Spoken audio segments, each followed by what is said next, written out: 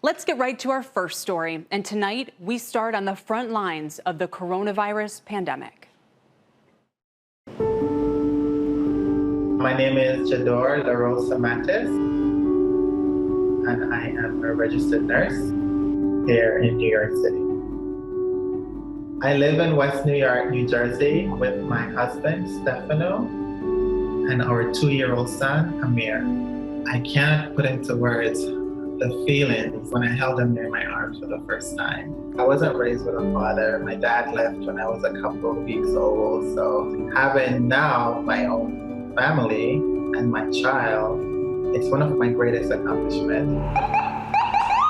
When COVID-19 happened, my life changed dramatically. I had to move out of my home, stayed in a hotel for 3 months, and my decision really was to keep my family safe. Being on the front line, working every single day during this pandemic was very scary, because a lot of times people don't see what goes on behind the walls of the hospital.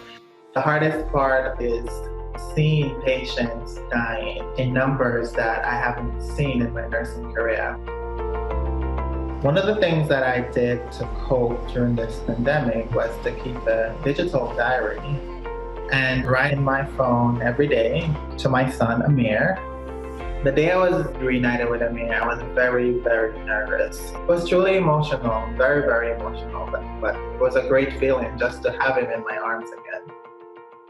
It also let me realize that how fragile life is and how much we have to just appreciate the fact that every day standing above ground is a blessing.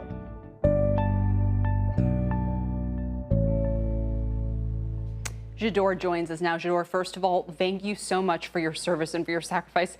I have a 2-year-old. I couldn't imagine being away from him for several months. So thank you.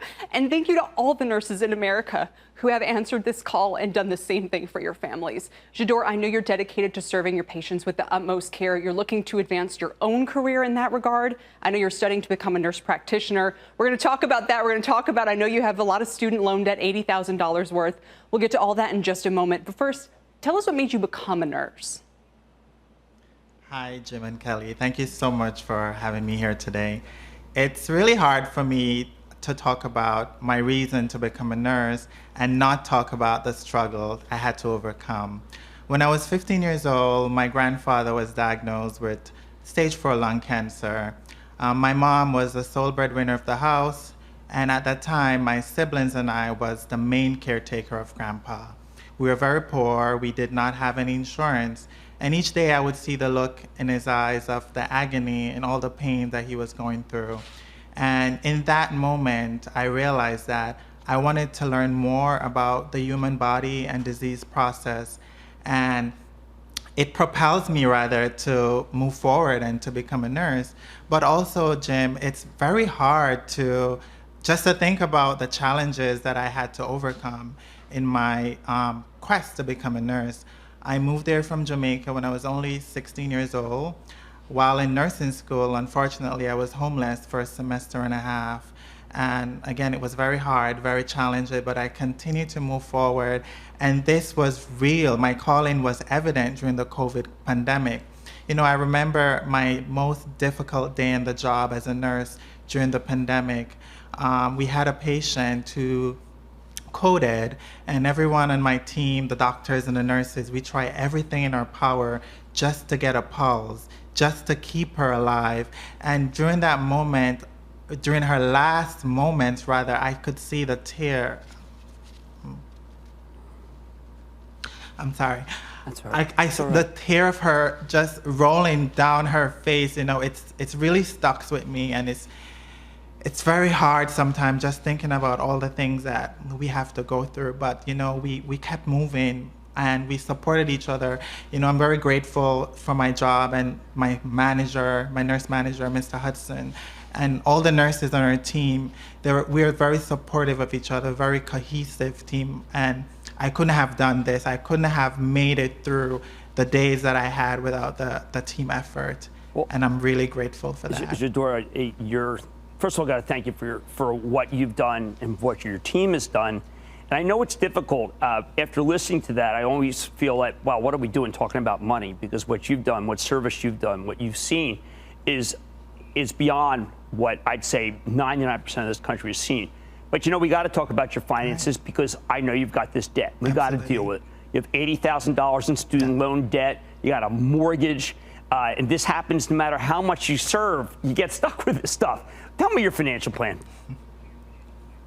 So my plan is I really want to pay off my student loans. And at the same time, I want to save for Amir's college education because I don't want him to end up in the same position that I'm in right now. You know, I go through the challenges. I love my job. I have an amazing career, but at the same time, I have this debt that's hanging over my head, and I really don't want to have that for my son. So I just need some advice and some help, and how can I go about doing that to make sure that he's not going to be in the same position 20 or 30 years later. All right, first of all, remember, most of the country's in your position about that, but we got to do something about it. So what I want to do right now is I want to welcome in Tara Falcone. Now, Tara's a certified financial planner, founder of Rise Up, and I got to tell you, I think she can help you. Jador, I believe you have a question for Tara. Hi, Tara. Hi, Jador. So Tara, my present question that I have that I hope you'll be able to give me some insight is, what do I prioritize now? Do I prioritize paying off my student loans, or do I prioritize saving for Amir college expenses? That's a great question. And hello, Jim and Kelly. It's really an honor to be here. My sister actually had COVID. She was hospitalized for a couple of days, and luckily she pulled through thanks to healthcare workers like Shador. So I know, I am so grateful for people like you, and it's wonderful to be able to give back in a setting like this. I've had the pleasure of getting to know you and your beautiful family over the last couple of weeks. And, like you said, like many Americans, you're struggling with how you can, build wealth for the future and security for your family while feeling weighed down by this debt that you've accrued in the past. I want to tackle kind of the student loan question first. I believe that knowledge is power and that having options is empowering. So the first thing I would suggest that you do is call your student loan servicer and ask 2 questions. The first is, how much of my student loan balance actually qualifies for forgiveness? And the second question is, how much will actually be forgiven if I make those 120 qualifying payments? Once you have that information, you can then decide whether you want to pursue student loan forgiveness, or if you would rather save yourself kind of some stress over the years and just pay them off aggressively yourself. Okay. Thank you. You're welcome. As for the college funds, I think that student loans, you have to really kind of tackle that first, because I know that's taking a mental burden on you. But when it comes to saving for Amir's college education, the first question you have to ask yourself is, how much of his education do you really want to save or to pay for? I know that your answer is 100%, because you don't want Amir to have student loans like you do, right? But if college is going to continue, that's correct. So if college is going to continue to be as expensive as it is today, we've crunched some numbers, and we found out that you'll actually have to be contributing roughly double what you're currently contributing to his college savings accounts. And I know you had a question as well about what types of accounts should you be putting this money into for his college education. So I know you already have a 529 plan. I think that's great because it provides you some tax benefits with paying for education expenses. But with all the uncertainty surrounding higher education right now, I actually think it might be smart to separate the money into 2 different accounts to give you some options. So have that 529 plan there, but then also consider accounts like a Roth IRA or a backdoor Roth if your income is too high, a brokerage account, or even a new college or child savings account from Acorns called Acorns Early. And what having those 2 pots of money will give you is flexibility and options when it comes time for Amir to go to college. And Tara, let me ask you, for people who are struggling whether to pay down their own debt or save for their kids' future college costs, what should the general priority be? Should it be to make sure that you're squared away first, that's the best way to take care for the next generation, or should you try to prioritize that college savings before even some of your own finances? It's a delicate balance, absolutely. And I think that at the end of the day, there aren't loans for retirement. So you really need to focus on getting rid of your debt as quickly as you can, and then doing the best to balance saving for your child's future.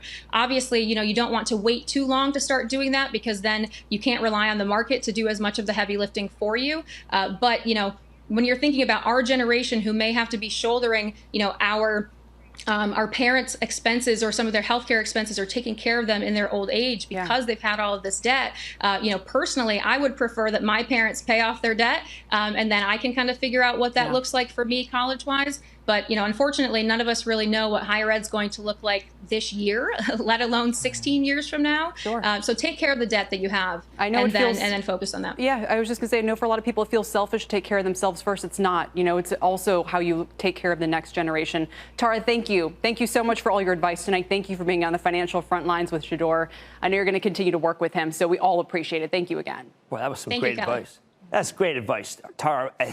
Kelly, I'm getting more from you than I'm getting from you. We're going to have to sit down after this and figure out my finances. Right, Jador? You should be fine, Jim. You should I would love it. Jador, your service has not gone unnoticed at Mount Sinai West. Joining us now is Rich Friedman. Rich is the co-chair of the Board of Trustees of Mount Sinai. He's also chairman of the Merchant Banking Division, of my old haunt, Goldman Sachs. Rich, welcome. You've been listening and wanted to say something to Jador. Thanks, Jim.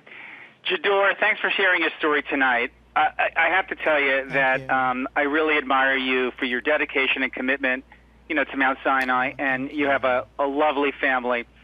From the beginning of this, surge that started in mid-March, I was thinking of you, and I was thinking of your colleagues, and we were all doing whatever we could to provide whatever we could to protect you, so you could basically serve our patients well, and we worked really hard during this period.